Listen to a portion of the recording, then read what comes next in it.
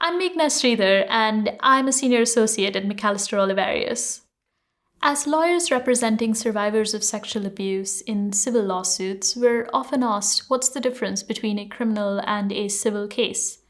All sexual assault is a crime, but survivors often find it challenging to access the criminal justice system. A very small fraction of all rapes get prosecuted, and an even smaller fraction of assailants actually get convicted. In those circumstances, the civil justice system can offer a powerful alternative route. In the criminal system, the standard of evidence is high. It's the highest in our legal system, beyond a reasonable doubt. For this reason, survivors often find that they're not believed and have a hard time making their voice heard within the criminal system. They're not believed by law enforcement, or they're not believed by criminal juries. Catherine McKinnon has a famous quote that goes, "Women who charge rape say that they're raped twice, the second time in court." The standard of evidence in civil cases is the preponderance of the evidence standard, or a more likely than not standard, which is a lower standard of proof than what's used in criminal cases.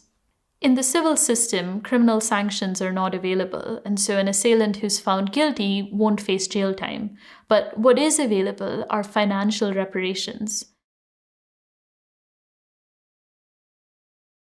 As a society, we've started to talk more about the psychological, emotional, and physical fallout of sexual assault, but what we don't talk about are financial damages.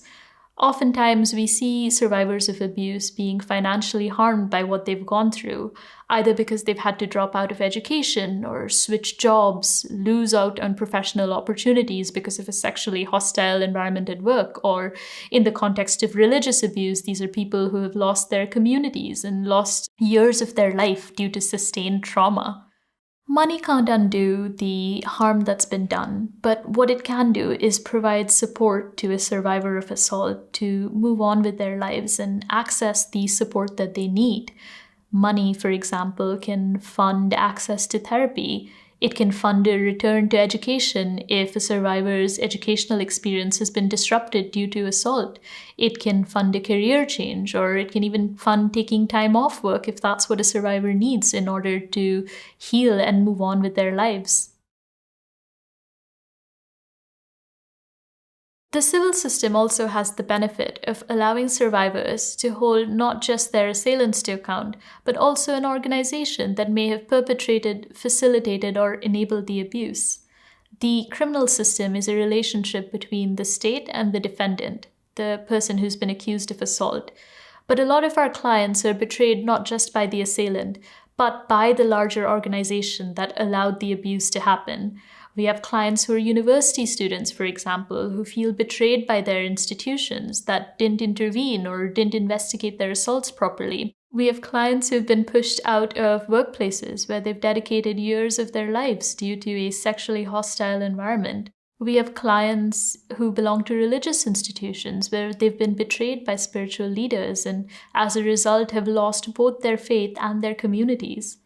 In all of these instances, clients want to hold not just their individual assailant to account, but also force the organization to take stock of what has happened and to make changes and to make good on the harm that they've done, not just to our clients, but to their whole community, by not properly investigating and enforcing policies around sexual misconduct, assault, and abuse. All of this is not to say that the criminal and civil legal justice systems are exclusive from one another.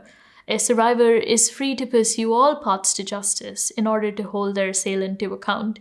But what this is to say is that the civil system can offer a powerful alternative toolkit in cases where people have been betrayed by the criminal justice system or feel for some reason that it is inaccessible to them.